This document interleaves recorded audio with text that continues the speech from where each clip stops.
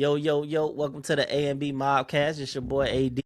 Your boy Bruce, and we back at it. Talk to me nice, man. How you been feeling, man? I'm good, man. I'm Life good, I'm treating you all good. right? Yes, sir. Yeah, we back at it, man. I'm about to get my hair done. You see how crazy my joint look right now? Yeah, I think Wicks, they supposed to look crazy, right? I ain't even gonna hold you. Well-groomed and Wicks don't go together. Now they do. The wicks be looking clean. Nah, My nah, nah, wicks be they do. looking clean. They do. Stop playing with me, man. No, they do. I'm just saying, like, from a standpoint of, like, I guess it's supposed to have that, like, ruggish look, but you can have a clean, ruggish look. So, Yeah. It's crazy. For the longest, I used to love the rough look. And I still can appreciate a rough look every once in a while. But ain't nothing like a nice groom touch up, man. You gotta see your parts, man. Right now, you can't even see the parts in my lock, bro. That thing just look like a big bush. Pause. God damn. man, here Ain't you no go, parts bro. over here, man. So yeah, I'm about Man, to get it done, cut my hair, and yeah, we outside already, man. how was your Wednesday. weekend, man? Weekend was good. I ain't do nothing extraordinary. What did I do this past weekend? You I don't sold even think something, I bought did something anything. offline. Goodwill shopping. I always go thrifting, man. That's a routine for me after church, man. I go thrifting. I'm telling you, bargaining Bruce. Yeah, man. Cause I go to it's called Family Thrift, World Family Thrift. But if you spend like up to $50 during the week, it's 50% on everything that you buy on Sundays. Really? So I go to that thrift store on Sundays every day after work. I'm saying after work, every day after church. But the thing about it is, I don't even get a chance to get into the thrift store during the week for real, unless like Saturday or Friday or something like that. So I don't really get a chance to capitalize off the 50%. But everything be so cheap, I don't even be tripping about it. I just How can't. about I can't do that type of shopping because I'm not the type that have to look through stuff and pick through stuff, and I ain't got time for that, bro. yeah, man. I like I it to be bought well displayed. I could just look, keep it moving. I bought like 5 Levi jeans, 1 Wrangler jean, and Okay. What are they, Brett three. Favre? Yeah, I think so. 3 long sleeve button down What brand? shirts. One of them was actually Tommy Hilfiger. I think the other 2 are like Champions or Champs, whatever it is. I bought all that for like $42. So yeah, you can't go wrong. Cause I mean, we leave in the summer months right now. Obviously, we in the fall. Before you know it, we'll be in the winter. So racking up on some jeans, hoodies, stuff like that. I'm gonna need it. You feel me? So you buy new every year? New clothes? Not new, but like used new. Like every year you looking at new winter stuff, new, or add like to your closet. You should already have that stuff. Not necessarily. I would just say my taste and style probably change every 2 years. Like for example, about 2 years ago, I was like into like the slim fit look, right? You feel me? Now I'm into like the boot cut jean look. You feel me? I'm not into like the 511 Levi jeans. I'm into like the 505 Levi jeans, right? They're a I little used to have a wider lot at of the bottom. 505. Yeah. So I That's just feel like interesting. my style changed. Why is it changing, and why do you feel like it's changing? I don't know. I think body changing has a lot to do with it now. Like I'm very Yeah. consistent in the gym, 6-hour gym workouts, slimming you up. I feel like my lower body is toning up. You feel me? I don't want to look like I got a BBL out here. Pause. So I can't be in no 511 Levi jeans. I need something that's a little looser. You feel me? Cause my thighs getting bigger, right? So I think that has a lot to do with it too. But I just think you get to age where you just want to feel more comfortable. You feel me? Whereas like before, I just wanted to feel more trendy. So I feel like even like with the button down I shorts was I gonna say wear. you trying to be like them YNs and wear them tight skinny jeans and clothes and stuff. It's just the styles during back then, right? It's just kind of like Levi's and Dickies and So I see Jabot you jeans and didn't plaids. So did you adapt to the bedazzled Oh shirts with hell these no, blings and all? You be seeing hell no. dudes out with the shirts, got the Niggas look like a rhinestones and disco stuff. ball. Yeah, nah, I ain't never got into that, bro. Certain things I just don't believe dudes should be rocking out and wearing like that, man. Hey, listen, if that's your thing, that's your thing. We ain't judging you, but that's just not my thing, right? I'm not gonna be walking around here looking Well, I like a mean, you disco say ball, you know fam. trendy and you getting older and staying. I'm like, dang, maybe Bruce got the rhinestone shirts and stuff. Nah. I'm more so like looser clothes now. Same thing. Like I said, I think it really stems from my body changing, being more consistent in the gym. It's just like I'm over here, I ain't even trying to flex, but I'm over here Oh, here you pulling my go. sleeves down. You feel me? Yeah, When yeah, I'm yeah. wearing short sleeve shirts. You feel It's me? just an But old shirt, bro. Ain't nah, nothing. nigga. You bought it smaller so you can feel I better. got extra large looking like a medium, bro. Like my body changing, bro. My Okay, body changes, man. you got Stop it, bro. playing with the More kid. power to you, bro. And they need to stop body shaming us men, bro. You know what I'm saying? My body changing. So that's really what it is, man. So I feel like my sense of style is just changing. That's probably why I care to shop these days. Yeah. I Yeah. mean, that's what's up. When you add to your wardrobe, do you remove old stuff or you just leave the variety just in case you ever pop back to the 505, 505, 514, whatever the other style? Nah, I really just move it to another closet of mine. Why you don't ever try to turn it back in? Don't you get money for it? Turning it back in at Goodwills and what is it called? Plato's closets and stuff? Nah. I just move it to another closet, man. We just gonna leave it at that. All right, yeah. This man here. Another closet, yeah. So what's going on in today's world? Where you want to start at, man? What we talking about? We got There's a lot Jayden going on, man. Jayden Jayden Daniels, Daniels. let's start there, All man. right, so Jayden we Daniels, start with man. sports. Man, So Jayden Jayden Daniels Daniels. wilding out. Nah, so come to find out, well, from the other reports, I said it was his mama. It wasn't even him. So for people who don't know, Jayden Daniels out here beefing with LSU. His I team think sent a cease and desist I think to they sent a cease LSU. and desist to LSU. LSU about his jersey number. The new DJ Pickett, the top recruit they have that came in. He's always wore number 5, and he was promised number 5. And now Jayden Daniels' team doesn't want them to be able to use his name, image, and likeness because for those who don't know, he was a Heisman Trophy winning quarterback. LSU, I think they went 10-3 or something like that. They didn't win the Natty, but like he did get a Heisman, which was I think their 3rd in school history or something like that. Yeah. After Joe Burrows. And then I guess there hasn't been anyone that wore number 5 in the last 2-3 years, and now this top recruit that they got was promised to wear number 5 because he said that's his childhood. He's always wore this number. I guess it's sentimental to him. And Jayden Daniels' team sent the cease and desist. So, what was your first thoughts when you seen the news? First and foremost, I did have to read into it because I didn't know what the frustration was about. Yeah. So I had to read into it. So apparently LSU do not retire numbers. That's just not something that school does, which I didn't know, right? However, there's apparently supposed to be enough of a reverence for people not to touch certain numbers. Right. Once somebody has, made a name for themselves. And so after I understood that, the second thing that came to mind is nigga, Jayden Daniels, bro, you had a good year, but nigga, you wasn't like that at LSU. You feel me? I'm not taking away from the fact that you had a good year. But when I think of LSU, when I think of untouchable numbers, I think of Joe Burrow. That number 9 and what Joe Burrow did during his time at LSU. Undefeated, won a championship, was there more than 1 year. Yeah, it's bro. And the number 7, LSU has... That's a historical number. Pete, Del Pitt, Tyrann Mathieu. Bro, it's so many historical number 7s, people touching and recycling and making the name great behind the number. People treat the number 7 at the LSU just like they treat the number 88 with, the Dallas Cowboys, right? If you see one of them ones coming in, they wear that number and they continue making that number great. So after I understood all that and I'm looking back at the beef, I'm like, bro, you overreacting. And I don't know where it's coming from. I don't know if it's coming from his mom, him, but I looked at it as an overreaction, bro. You wasn't bro, you didn't do that much. But even the Gators, number 15, Tim Tebow. The greatest college player of all time. We talked about that. You had Richardson come in and wear number 15. You had Wingo on defense wear number 15. It's just, yeah. Yeah, it's bro, the amount of people that came before you. Like a slap in the face, bro. Is not tripping about somebody else wearing their college number. Bro, it should be an honor, bro. Yeah.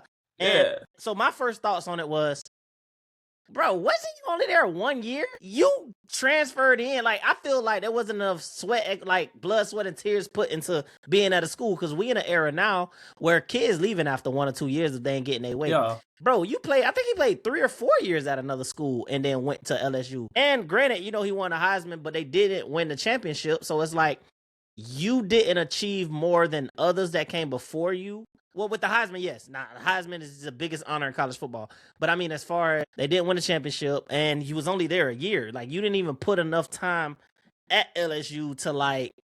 You were pretty much a one and done on your way out. Joe Burrows was there the year before, came back, went undefeated, had a national championship. You know what I'm saying? But Yeah.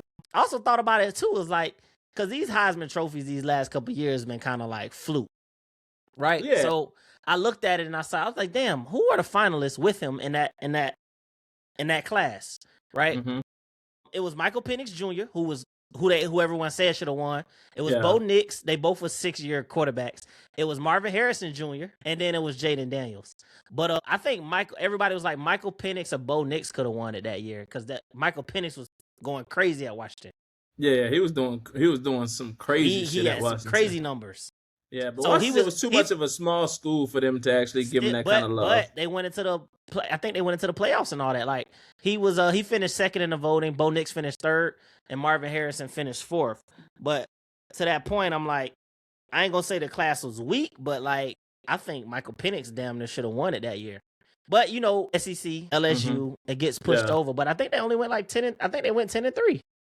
Yeah, bro, I'm with you. I'm like, this nigga overreacting. Like, bro, first of all, it shows a level of lack of focus, bro. Your NFL season is getting ready to start. You had a sophomore slump. Like, you're going that first year was amazing, though.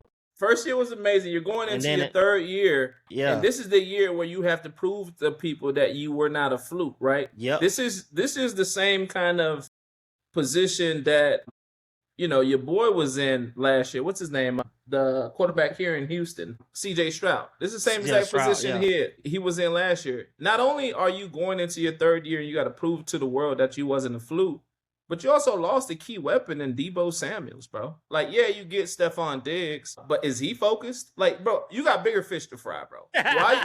Why are you worried about who in college is wearing your number? Like, and to a point. Go ahead. And to the point where you actually beefing with the school, sending out cease and desist. First of all, what does a cease and desist even consist of as it relates to this situation? I'm confused. Bro, I had forgot he won the Heisman. It wasn't even a memorable Heisman. You know what I'm saying? Because he went to Arizona State. I remember that's when I first knowing Jayden Daniels, not because of his play at Arizona State, but because of how players reacted to him leaving Arizona State. Yeah, I remember that whole locker room thing when they were trashing his shit. Yeah, I forgot about that. Yeah, you see what I'm saying? And like, also too, I follow Ryan Clark, who always tag his son, and his son also played in Arizona State that year. Yeah. So I was able to actually see some of the videos that was posted firsthand. So that's how I kind of got on Jayden Daniels. Like, bro, you like any other player, you moved around like crazy. Yeah, you had one good year, but first of all, your school don't even retire jerseys, and in my opinion, it's like, bro, you didn't do enough to get your jersey retired. You feel me? Yeah. But that goes back to the conversation in Colorado. Granted, it's two different schools. Yeah. Like, you know, with the Deion Sanders retiring 2 years, his son's jersey as well as Travis Hunter. I think Travis could have got it, but yeah. I mean, I get what you're saying. Yeah. And to me, they deserve to get their jersey retired because they want to change the whole culture, not just they changed the whole culture. Economic. Exactly. Record. You got a first Heisman winner since 1990. Yeah. Like, seats, people ticket sales, sell out, everything, bro. Niggas would stand up 2:00 in the morning to watch Colorado game. First of all, they late games take and they still have views. Yeah, take us into midnight, 1:00, bro. We at the bar. Bro, I remember Colorado game playing at 2:00 in the morning, and people locked in like it's the Super Bowl. That's what the Sanders and, you know, and the Travis Hunters did for Colorado. You didn't have that kind of impact on LSU, nigga. Humble yourself. Nah, the nigga pissed me off, dog. Nah, for real. Like what? That boy hot. Like, he was an LSU fan or something. That boy bro, it's because my thing is, like, you trying to stop a young kid shine, bro. That's how I look at it, right? And at the end of the day, your beef is with the coach. Your beef is with the recruiters. Like, why you trying to take his jersey off his back, bro? My thing is, that's what I'm saying. What name, image, and like I haven't seen anything Jayden Daniels related to ever LSU since he left. So I'm like, is it really a loss? Like, wow, like he was there, he won the Heisman. I don't even think. And then if you see the reaction from the fans and the actual people from LSU or whatever, Baton Rouge, he was like tripping on him, like, bro, who do you think you are? Type shit. Yeah, you got us a Heisman, but that season, nothing gonna top that 2019 team, bro. Yeah, Undefeated bro.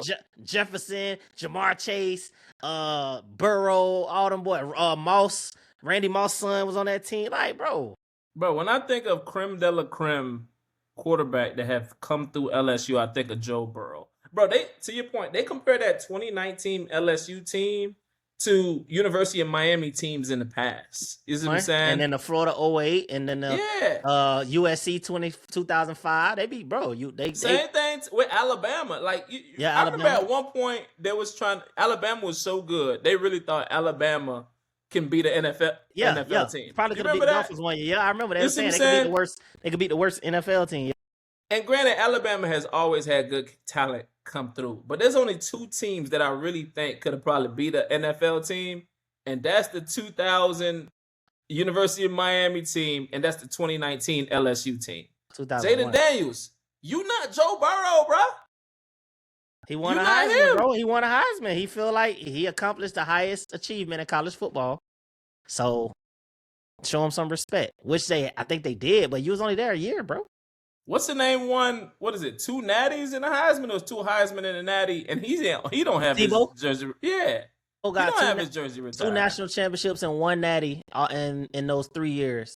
And he not tripping about somebody wearing 15. 2 national championships and 1 Heisman in those first 3 years, and then he stayed the last year. And he not tripping about somebody wearing 15, bro. Come on, bro. Humble yourself, bro. That's what I'm saying, bro. But it's like when you open up a discussion like this, it's like, bro, you really realize. And you wasn't even there all 4 years. You wasn't recruited by them. You didn't grind through it to get the spot. You had years at a smaller college, of course, and transferred like most of the, transfer NIL kids, So, but like I said, I don't even think that like the Heisman. That year, I think it was so close between Bo Nix and Michael Penix. They had to go with, the better, the tougher conference or whatever, and things like that. Oregon was decent. Penix was decent.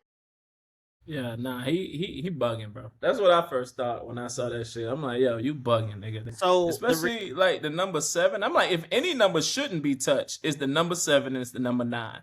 Like, bro, you weren't that for these guys, bro. Yeah, you weren't. Yeah. You feel me? Yeah, and then how about the reaction from the kid, DJ Pickett, that actually wearing the number? He was like, he ain't really give it too much light, but like he's like, hey, I was promised this number, I'm gonna stick with it. Like he ain't folding on giving that number up, bro. Like it is what it is. And LSU, they don't see the worth in Jayden to lose that type of pick for wearing the number. Yeah, and I'm with it, like, because you got to keep in mind, you can no longer service as a university. I hate to say it like that. Yes. You out of there. We can say that, you got a trophy, a picture, and yeah, we can represent you as an alumni. And even then, are you alumni? I don't know if you graduated here, but yeah, you came through and made a name for yourself. But, like, bro, the university can never, like, how are they really going to benefit off of you? They can't. You see what I'm saying? So... Bro, let the kid have his shine, bro. I don't know. That's why I look at that as bullying, bro. I don't like that. Bro, I forgot. Like, damn, Jayden. I'm like, damn, Jayden Daniels. Wow. First, I had to say, damn, what was the big deal? Why does Jayden Daniels feel like nobody should wear his number? And I'm like, shit, he won the Heisman. I forgot. Yeah, it's like, bro, he bugging, bro. Like I said, there's 2 untouchable numbers, I think. Number 7, just because historically they had nothing but dogs touch that number 7 at LSU. You can't even have a number without. What is his name? Leonard Fournette chimed in. Remember, it was 2 years nobody could wear it, and then when he came, he felt like he needed it, and he got it. Leonard Fournette chimed in and said like he tripping. Yeah, and this one of the best running backs in. And number 9, because number 9, Joe Burrow, what he did at LSU and how he led that team. And granted, in hindsight, he always had dog receivers. Even now with Higgins and Jamar Chase, but he always had dog receivers. But what he did with the weapons he had, that number shouldn't be touched. You feel me? Yeah. Went undefeated. Bro, listen, bro. Undefeated season, Heisman, and a national championship, bro. Yeah, you ain't topping that. He lost. Jayden Daniels lost the fan in me. I ain't even gonna hold you. I don't think it's him. I think it's his mama. But even then, though, it's like I don't think so. The way it reported, and this is allegedly, he ain't know she was finna do that. I guess he found out like we found out after the fact, like on some like they did it without probably notifying him, and he got wind of it in the midst of all the chaos. That's how it seemed like it was reported. But so my question becomes: it like, are they required to notify you who's gonna come behind you and wear your number? Like, is that standard practice? That would be my question. Probably not, but also I think if you are an alumni and you attached to the school like you say you is, you would see the type of recruits that's coming in and out. You would probably be a part of why you get recruited here. You know what I'm saying? Mm-hmm. Like, I'm sure Justin Jefferson and Jamar Chase, they could have some influence on some wide receivers from their area to be like, hey, go to LSU. But like you said, Jayden came and went, and he might not have too many ties and that type of passion for LSU. He was there 1 year. Yeah. Nah, he bugging, bro. He a transfer portal baby, and he need to humble himself, bro. Transfer portal baby is crazy. Nah, it's facts, bro. Let me know if I'm telling a lie. Like, he a transfer portal baby, and he need to humble himself, bro. It's like, come on, bro. You ain't one of them. And not in the LSU jersey. Yeah, you had a good time at LSU. You won the Heisman. Shout out to you. But, bro, you didn't put in enough time. Like, even somebody like Cam Newton, right? What Cam Newton did in that Auburn jersey, that Auburn number 2, like, one can argue, based on the talent that has come through Auburn from a football perspective, yes, we can retire that jersey. Bro, undefeated. But once again, he came in there 1 year, went undefeated, won a national championship, won a Heisman. Like, he did his thing. Came back on the number 1 team, Alabama, down 24 zip, and bro, that won the game of Alabama, the biggest game of the, you know what I'm saying? War, like, that's crazy. Cam Newton literally single-handedly dominated during his 1 year. And on every level, because he was at Florida. At Alabama. He was at Florida with Tebow. He went to Blinn, won national championship and then came to Auburn, won. He won on every level. Yeah. People don't know that. He was in the quarterback room with Tebow, him, Chris Lee. Rainey. Yeah. Yeah, he was on he wasn't on a documentary, but he had mentioned on his podcast. Yeah. He said that documentary that's on Netflix, I think it's called The Swamp or something like that. Yeah. He said them boys, they just got the real niggas on there to tell the real stories. But yeah, like, even the Cam Newton, he not somebody who I'm seeing like is tripping about his jersey number. And I don't even think Auburn has retired it. Maybe it did. Yeah, he can't even go back to the school. I think his dad got, it was a whole bunch of stuff with that money. Yeah. And maybe Auburn has retired his number. I don't know. But like, when I think about one and dones that should be retired, I think of Cam Newton, bro. I don't think of Jayden Daniels. You bugging. Yeah. But so yeah, that was definitely the talk of the week when it comes to college football. I know the rankings, they've been dropping the the college football shows and stuff, College Football Live, kind of just like sneak peeking in at different stuff. But for the 2026, so far, I think Ohio State is going to be the unanimous number 1. Oregon 2, Georgia 3, and they got Miami coming in at 7. You know what I'm saying? You got Notre Dame 4, Texas 5, real SEC heavy, LSU coming in at 11, Alabama at 13. I think they're gonna start losing their spark. So let's stick to Alabama. What do you think Alabama future looking at? I know you more NFL, but like, since the Saban era is over, they haven't been really the Alabama we're used to seeing. Where do you see Alabama's future when it comes to college football? Bro, to be honest with you, I didn't think Alabama as an organization was sitting around the Saban prestige necessarily. Yeah. I feel like it was more so sitting around like a guaranteed pipeline to the NFL. You see what I'm saying? That's kind of how I looked at Alabama during that time. I feel like if you go through Alabama, something about being there, you're going to have eyes on you and you're going to get drafted. I feel like that's why players was taking their talents to Alabama. And I think now people are less worried about getting drafted.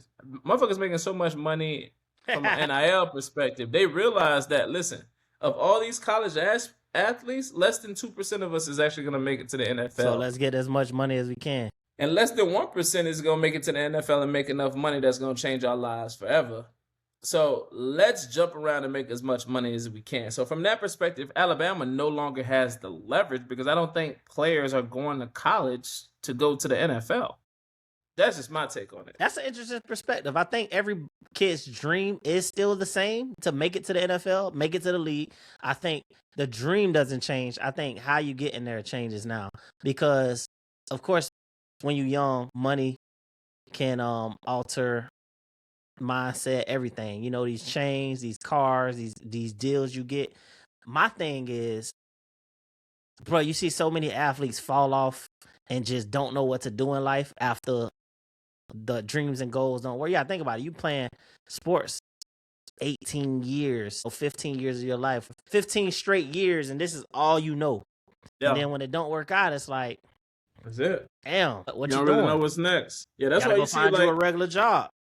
That's why you see the death rate so high amongst ex-NFL players, divorce rate so and high current amongst these NFL players, because the reality of it is like there's an element of like not knowing what's next that is really something, you know, worth studying, because at the end of the day, to your point, like these kids have picked up a football since they were 4, 5, 6, 7 years old. Oh, they know. Now you get to an age where you're 37, 40, you know, and you finally decide to walk away.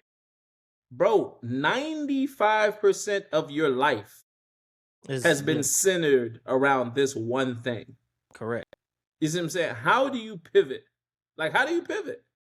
95% of your life has been centered around this one thing. How do you effectively pivot? And that's why I like why Dion get ahead of it. You know what I'm saying? He tell everybody in the room straight up, look, all y'all ain't going to know NFL. Like, might as well just start working on what's next. You know what I'm saying? Yeah.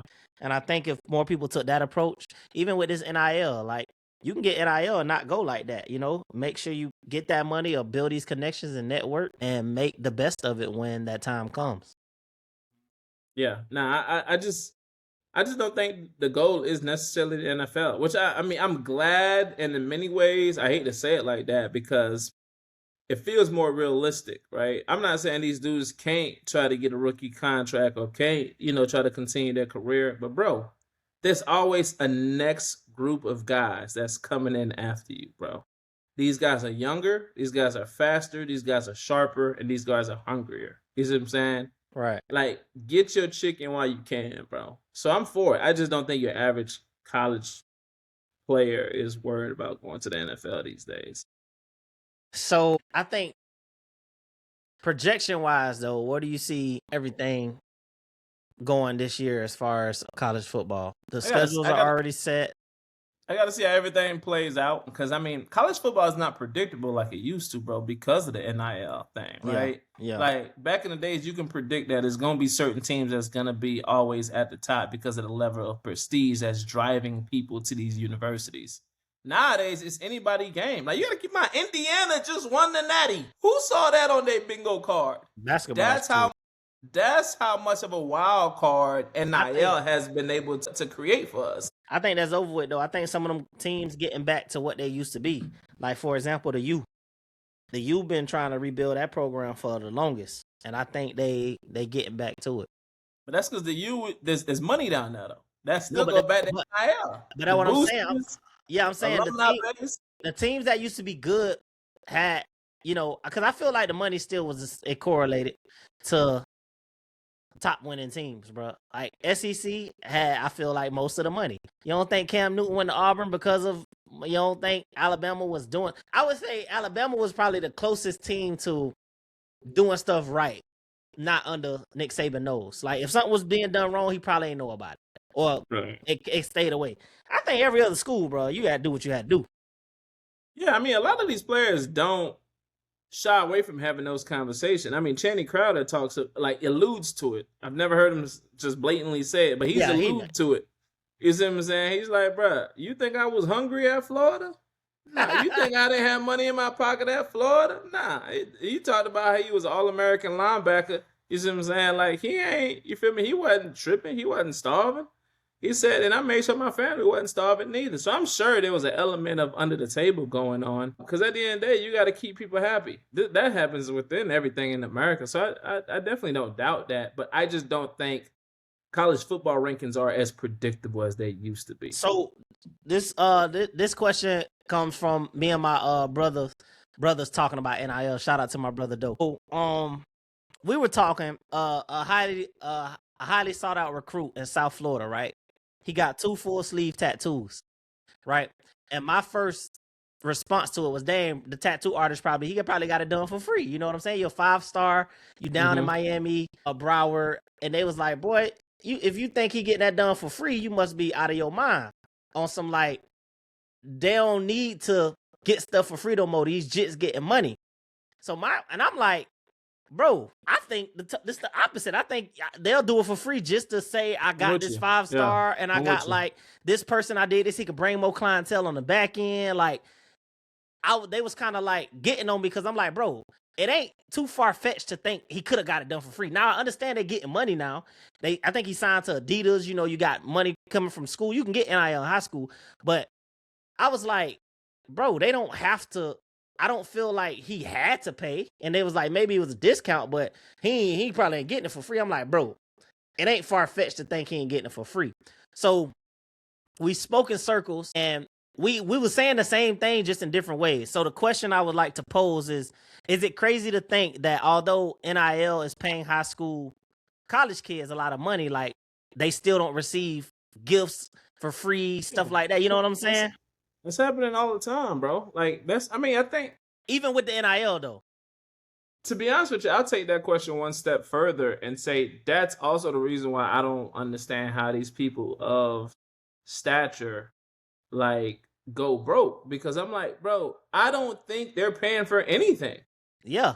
If not much of anything. You see what I'm saying? Like, because think about it like this, right? If I'm somebody who is of influence, and even from if I'm a fashion first nigga, like, let's take OBJ for example, right? I'm sure OB got like a PO box set up where he put his size up and motherfuckers just send him free shit, right? Yeah. So unless it's designer, he really probably don't need to buy a wardrobe, right? Same thing with like spaces, right? I seen this firsthand. I mean, when we had our Greek to Magnify conference 4 years ago, one of our keynote speakers was Isaac Keys. Isaac Keys was he played like Damon on Power. So he paid the guy who got out of jail, whatever the case may be. The barbershop, right? Yeah. He owned the barbershop, right? So he was one of our keynote speakers. He's a Q. And I remember when we were trying to shop around for an after party, it was difficult because at this point, we were just selling tickets, didn't know how much of a head count. And then when we were like, hey, we also need a place with keynote speaker. Nigga, they gave us like 2 sections, 4 bottles, just because at that time Power was popping too. Because he was going to be there, right? And he goes, they treating us like red carpet. Like what time? Know he got it, so he could pay for it, but do we need to send an Uber Black? And they paying him to be there though, right? So me seeing that firsthand, like I know these people of influence don't have to really do much. Like when these motherfuckers are turning up, they not paying for all that. So that's the first question the way I phrased it. So I was trying to phrase it in a way that kind of fits what we both were trying to say. And the other way I asked the question was, do you think so what my brother was trying to say was teams don't have to use old recruiting tactics like back in the day now because these kids get NIL. So it's like, so the other question was, do you think teams still have to use old recruiting tactics like back in the days with NIL being so open? I think they still have to. I think if not for nothing, the people who care about the resources the most, I think, are the kids that they're recruiting. However, I think at the end of the day, a mom is still going to be a mom and a dad is still going to be a dad, right?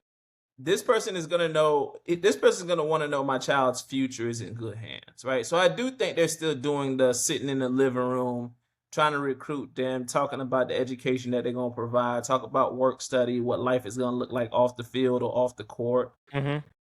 I still think that aspect of recruiting is still the same because parents still want to ensure that their kids are going to be in a safe environment, safe and loving environment. Yeah.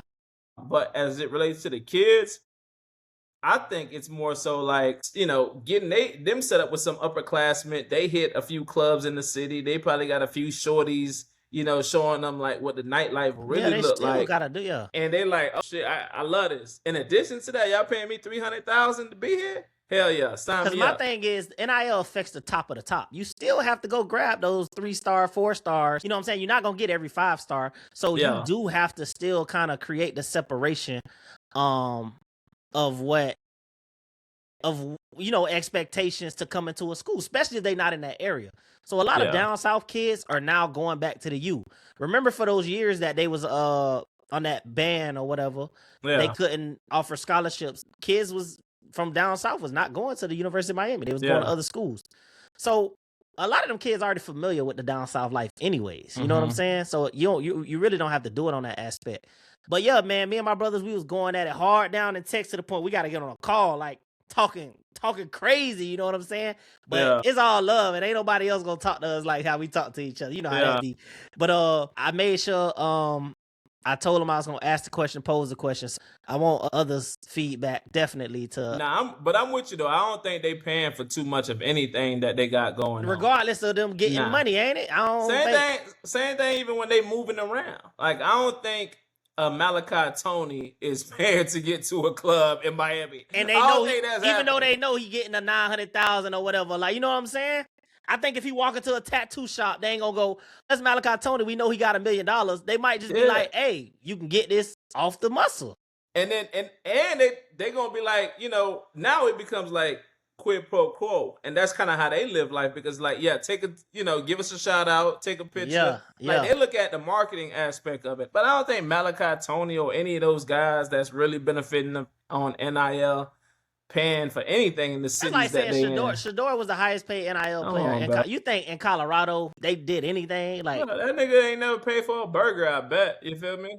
Nah, for real. Like, for what? Like, you gonna charge? Even other people who see that, bro, you just charge to do it for a burger, bro. Like, the kind of money he's bringing to this town right now, you out here charging him to move around? That's crazy.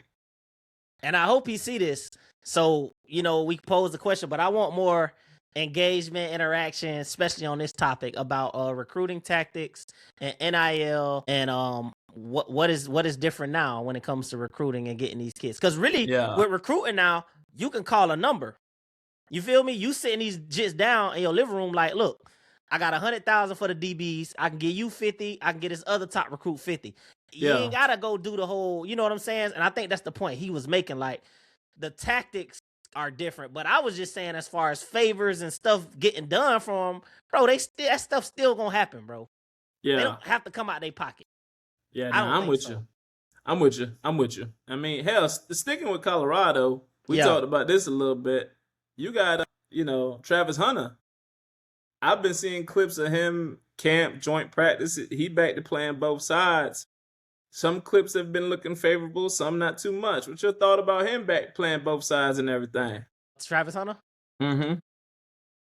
I think because he just had the with the pivot and Channing Crowder was trying to tell him like, hey, I told you nephew, like, but he was like, nah, I understand where he's coming from. He's never really not been on the field. Like, he can't sit on the sideline. I think it'll take a toll on his body, but also with the technology, the recovery, and pouring into spending your money on your body like how LeBron did, where he put $2 million into his body a year type stuff. Like, I think once he know his body, and I think injuries can happen at any time. So it's easy to say, because you playing both ways, this happened. You're likely to get hurt, yeah. How many athletes only play one position and get hurt? Like, you know what I'm saying? Yeah. It could happen. It's a physical sport. I think he'll have a good comeback year. I think long as he's healthy, I think he'll affect both sides of the ball. And I think he only gonna get better with doing it. You know what I'm saying? Yeah. And I think in time he'll settle in and he'll know how to navigate each position, where he could take breaks on defense to make sure he had the energy for offense, how he can still be effective on offense, knowing the ball not coming his way, but still be, an item for the defense to look at. I think he'll do good.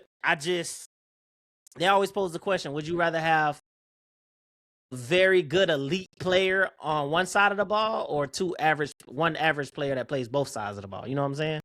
Yeah.